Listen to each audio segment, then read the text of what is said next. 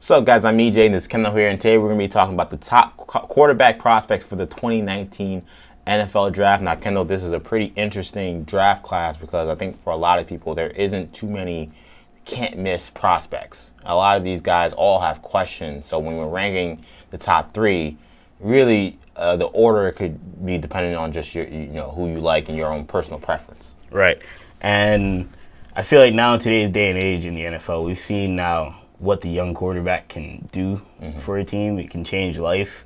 We saw in Kansas City, we saw in LA, Philly, we've seen recently. Cleveland, even. Cleveland, Baltimore, a lot of young quarterbacks in the playoffs last year. So, this is going to be an important draft because there's a window of opportunity of winning with young quarterbacks on cheap deals. So which one of these quarterbacks this year could be the next Pat Mahomes, for example? Yeah, you mentioned Mahomes, you mentioned Jackson. Those are two guys who weren't the top two guys in their draft, or at least wasn't the number one guy in their class. So it'll be curious and interesting to see who ends up being the standout of this class. So yeah. I'll let you go first.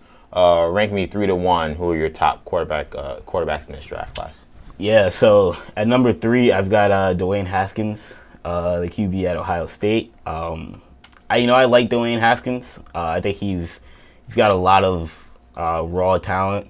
He's got an extremely strong arm. He's big, tall, physical, stands in the pocket, and put up very productive numbers in his 1 year as a starter at Ohio State, 50 touchdowns. So, you see that there is talent there. Yeah. The problem with Haskins for me is, one, he only started for 1 year. That's a little bit of a concern. I feel like he's not super mobile, which is not a huge problem, but in today's day and age in the NFL, we're getting more towards mobile quarterbacks being the premium. And I just feel like he's a little raw. And, he's somebody that I would like to have sit behind a veteran quarterback for 1 or 2 years before he takes the mantle, similar to what Pat Mahomes did. But if we're talking about drafting in the top 10, that's not really what's going to happen more than likely. So, I like Haskins, but there are some question marks for me. Number 2, this was tough. It's really tight between 1 and 2, but I'm going to go with Drew Lock, quarterback out of Missouri, who I almost went number 1. I feel like Lock is the closest thing in this draft, definitely, I think, to Pat Mahomes in terms of arm talent, in terms of, mobility and kind of creativity. But the questions with Locke, really, they start with, sometimes he tries to do too much. He tries to fit, balls into tight circles that maybe aren't really there. He's got an extremely live arm. So, I think Drew Lock could really be a franchise quarterback. I think, worst case scenario is always really low for a quarterback, but I think a realistic comparison would be, he kind of reminds me of Jay Cutler, but without the, intangible issues that Jay Cutler probably had. So I really like Drew Lock a lot, but my number 1 guy, who I think has slightly more upside than Drew Lock does, is Kyler Murray. Kyler Murray's been the guy that's talked about consistently for the last, really since he entered the draft in the NFL draft conversation. What's interesting about Murray is that all year he really wasn't in the draft conversation. Yeah. People thought he was playing baseball. Yeah. And so now that he's entered the NFL draft conversation, we see, he seems to be out in front for going number 1. He's an extremely talented prospect. Really doesn't have a true weakness other than his size. But who else was like that? Russell Wilson. Russell Wilson coming out of Wisconsin, no real weakness. It was just he's small. Right. He's small. He's not great in the pocket because he's small. Murray's kind of the same way. I don't think he has the leadership qualities and the intangibles that Russell Wilson had, because Wilson showed up and did it at 2 different schools. Yeah. So that's something Murray can't do. He did it at 1 year in Oklahoma while playing baseball, which is also impressive, but it's a little different. But Murray's got the ceiling of Russell Wilson. The only problem with him is I think he's got the floor of Johnny Manziel, which at least on the field. So you think he's a high risk? Yeah, I think he's a high risk. I can see him just not being a starting quarterback in the NFL. But yeah, I would draft him number 1 in terms of the quarterbacks, though. I think the reward is worth the risk. So it seems like we're going to have the same three, but our order is going to be different. So number 3 for me, I had Drew Lock. The 2 and 3 race was very close for me, but I'm going to leave Lock at 3. I agree. I like Drew Lock. I think some of the detractors, he's got a little bit of a bad rap. The guy has an extremely live arm, and it jumps out on the tape as soon as you watch him play. He was highly productive, maybe not as productive his junior year as he was his senior year, but I think he still put up really good numbers. He's playing against the SEC, which is a very difficult conference to throw the ball against, and he consistently was able to move the ball well. And what I liked about his last year was that early on, the turnover problems were an issue. He was forcing balls. But you saw, I think maybe the last 6 or 7 games, I think he only threw 2 interceptions. And I think most of those games, he didn't throw any interceptions. There was only one game, I forgot which one, where he threw 2. But the other games, clean sheets. Yeah. So that shows me a guy that progressed. That showed me a guy that improved and kind of learned from his early mistakes when they had those early difficult games against Alabama and against Georgia. The kid's really good. He's mobile. The questions would be coaching. He's not a guy who really had great coaching to me at Missouri. Didn't win a lot. Didn't win a lot. So those are issues, but I mean he's a natural. Who else had those issues? Natural thrower. Pat Mahomes. Yeah, it's true. Obviously he's coached by Cliff Kingsbury, but he was a kind of a question mark. I feel like if you get Drew Lock good coaching, he could be really good. Number 2, I had Kyler Murray. I almost put Lock in this spot, and I was really trying to talk myself into it. Murray is an electric talent.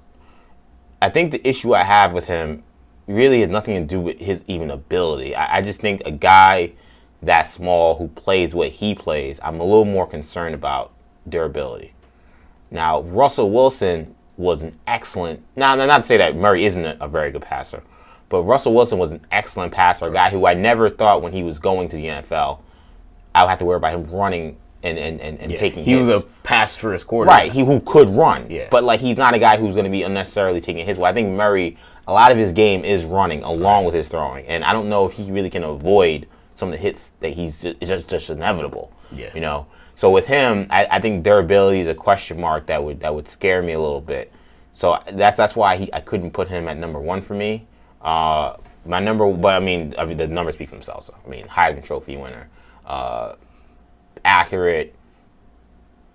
I know the question about his leadership. I thought he did a great job leading Oklahoma in his 1 year. And again, you talk about special players. He's clearly the guy you look at and say, this guy has a chance to be unlike really any guy we've seen in a long time.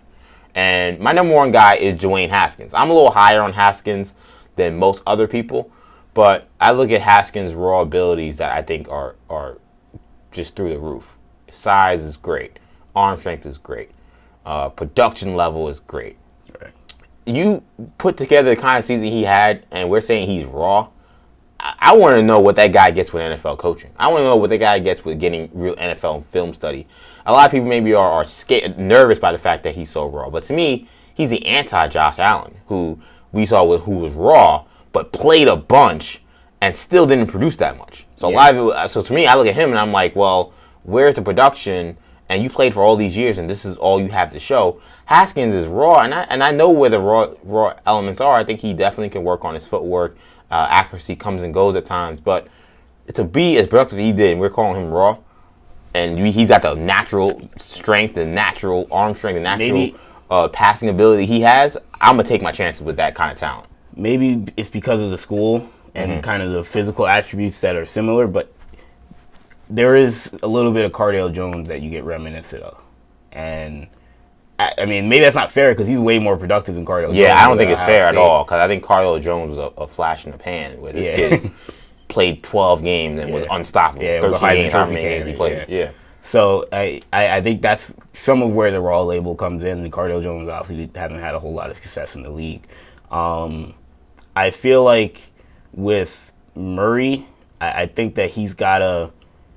That's the other difference with Wilson, like you mentioned, is that Wilson was an elite passer, passing prospect. Yeah, exactly. I'm not sure if Murray's an elite passing prospect. I think he is a very good one. I think he's very solid and will be good enough to pass in the NFL. I think he's better than Manziel passing coming out of college. But Russell Wilson is top tier. He was in college. People were just like, he's too short.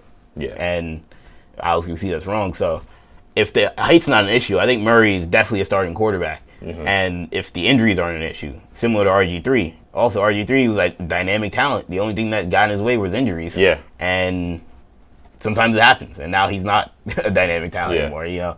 So though there are legitimate concerns with Kyler Murray, one name we left out was Daniel Jones coming out of Duke, who, I mean, I'm not very high on Daniel Jones. You know, I think he's a solid quarterback. I couldn't sell myself on him watching the But film. he screams to me 10-year backup, which nothing wrong There's with that. nothing wrong with that. Yeah, I mean, he's going to make a lot of money without taking a lot of hits.